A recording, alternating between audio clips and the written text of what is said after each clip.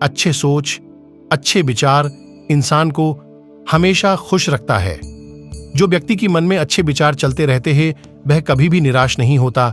वह हमेशा अपने लक्ष्य पर अटूट रहता है और वह आसानी से अपने लक्ष्य को हासिल करते हैं। अच्छे संगत एक अच्छे विचार की नमूना है, क्योंकि जब आप अच्छे लोगों की संगत में आते हो तब आपको भी अच्छे सोच और अच्छे विचार करने पे मजबूर करता है।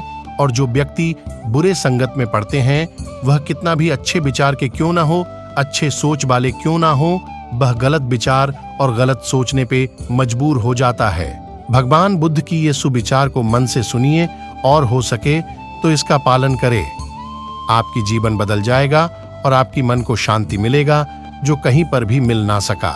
एक बार एक व्यक्ति बुद्ध भिक्षु से कहता है कि मुनिबर में ज्यादा सोचने की वजह से परेशान हूं, कृपा करके इसका कोई समाधान बताए। बुद्ध भिक्षु कहते हैं कि तुम अपने ज्यादा सोचने की वजह से परेशान हो। तुम इसलिए परेशान हो क्योंकि ना चाहते हुए भी तुम्हारे भीतर वह सभी विचार चलते रहते हैं जिनके बारे में तुम सोचना नहीं चाहते हो। यदि किसी व्यक्ति के अंदर अच्छे विचार चलते हैं तो वह ये कभी नहीं कहेगा कि मैं अधिक सोचने से परेशान हूं, तब वह कहेगा कि मैं चिंतन कर रहा हूं। चिंता और चिंतन में यही फर्क है।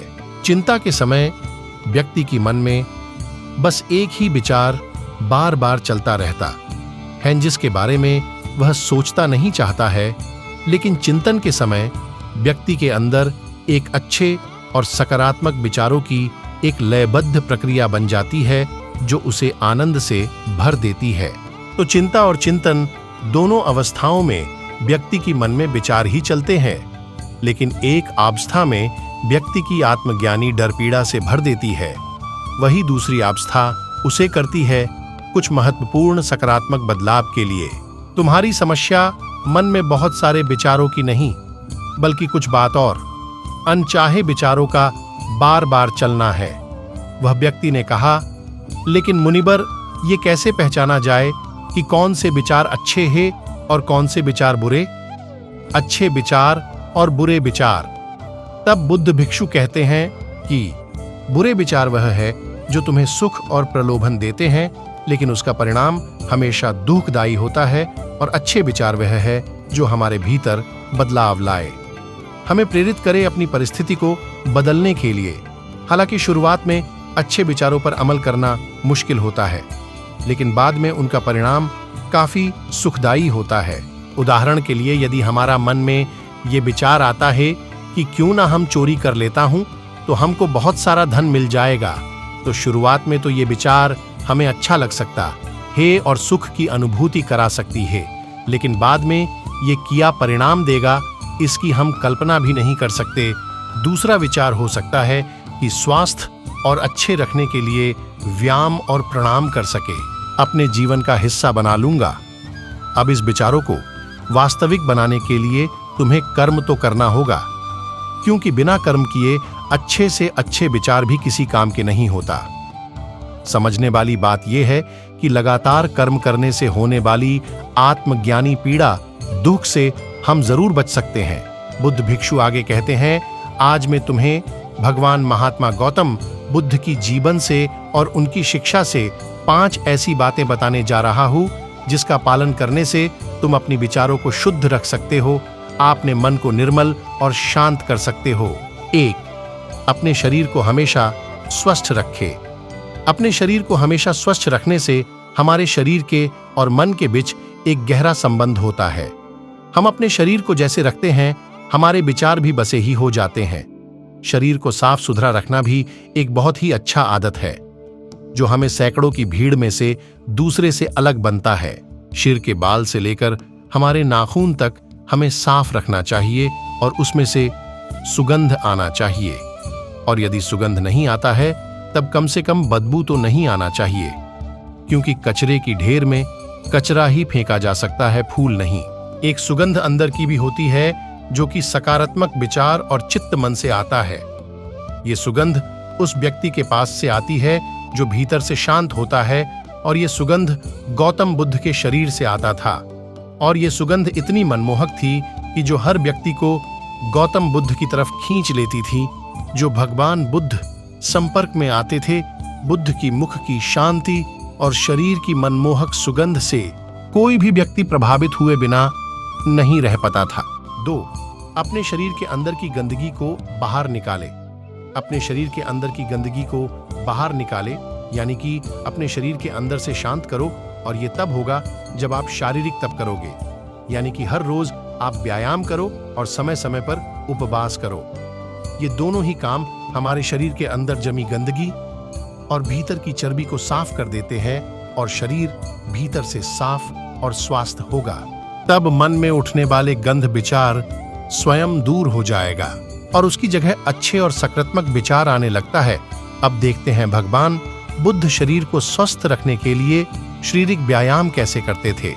तो बुद्ध को बड़े बड़े राजा महाराजा अपने अपने सभा पर भोजन करने के लिए आमंत्रित करता थे, और भगवान बुद्ध को लेने के लिए एक से एक रथ घोड़े भेजते थे ताकि वह आराम से आ सके। लेकिन भगवान बुद्ध कभी भी इन सब का उपयोग नहीं करता था। वह चाहे क्यों ना लंबी रास्ता क्यों ना हो, उसे हमेशा पैदल चलना पसंद करते थे। वह हर जगह पैदल ही जाते थे। बुद्ध का कहना था कि व्यक्ति को यह शरीर परिश्रम करने के लिए मिला है, वह परिश्रम ना करके इस अभ्यास को खराब कर रहा है।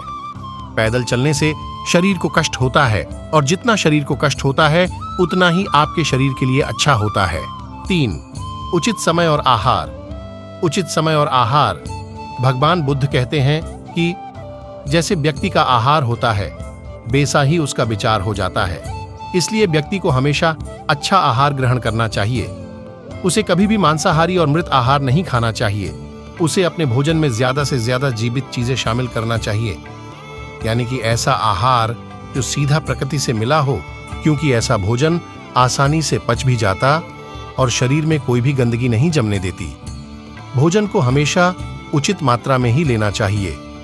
भोजन चाहे कितना भी स्वादिष्ट और हल्का क्यों ना हो, लेकिन उसे उतना ही ग्रहण करें जितना आपको आवश्यकता हो। अधिक मात्रा में भोजन कभी भी नहीं करना चाहिए, क्योंकि अच्छी चीज भी अति मात्रा में लेंगे तो हमें नुकसान करते हैं। इसलिए जब भी भोजन करे तो हमेशा हल्का भूख रखो और थोड़ा सा कम खाने की कोशिश करो। ऐसा करने से तुम्हारे शरीर में बीमारी नहीं होगा। रात के समय में हमेशा हल्का और कम भोजन करें, ताकि आप जो खाना खाए हो वह आपकी ऊर्जा उसे जल्दी पचा सके और तुम्हारी आंतरिक शरीर को सफाई और मरम्मत कर सके। जब भगवान बुद्ध किसी की यहाँ भोजन करने के लिए जाते हैं तो वहाँ की जोग भगवान बुद्ध के लिए तरह तरह की अच्छी अच्छी खाना उनकी पात्र में देती है। लेकिन भगवान बुद्ध ने अपने पात्र में उतना ही खाना लेते जितना उन्हें जरूरत होता है। भगवान बुद्ध कभी भी अधिक खाना नहीं लेते और ये शिक्षा अपने शिष्य को भी देते हैं। भोजन पेट भरने के लिए किया जाता है, न कि मन भरने के लिए। यहां समझने वाली बात है कि यदि तुम स्वादिष्ट भोजन के शौकीन हो तो उसे अचानक से भी बंद मत करो, बस उसकी मात्रा थोड़ा कम कर देना, यानी खाना ज्यादा ना कम।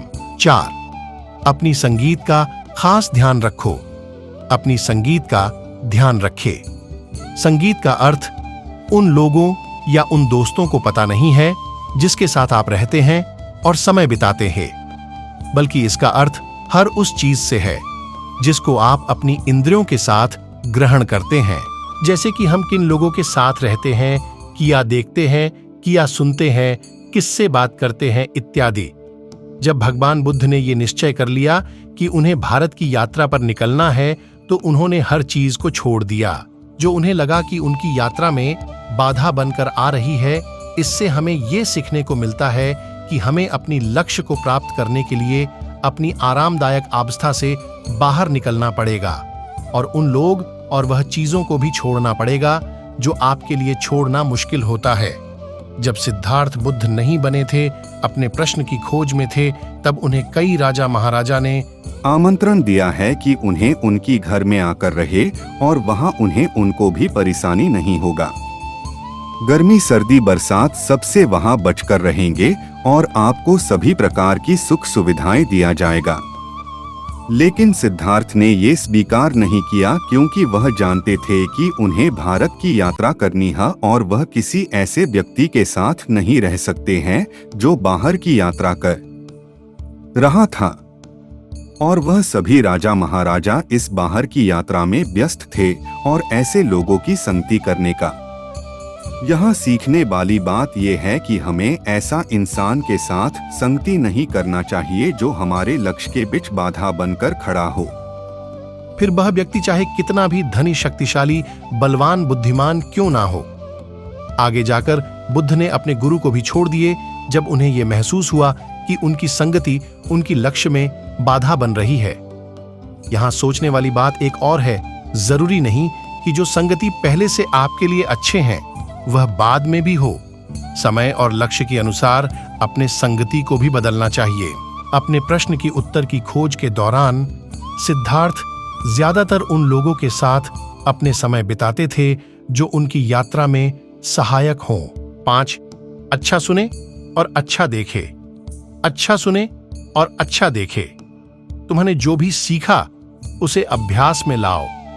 तुमने ध्यान साधना के बारे में सुन लिया, लेकिन यदि उसे अपने जीवन में उतारा नहीं तो उसे सुनने का भी कोई लाभ नहीं।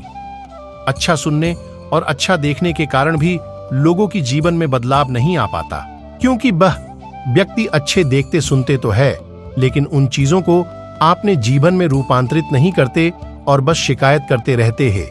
इसलिए जो भी आपने संगति में सीखा है उसे जीवन में उतरो।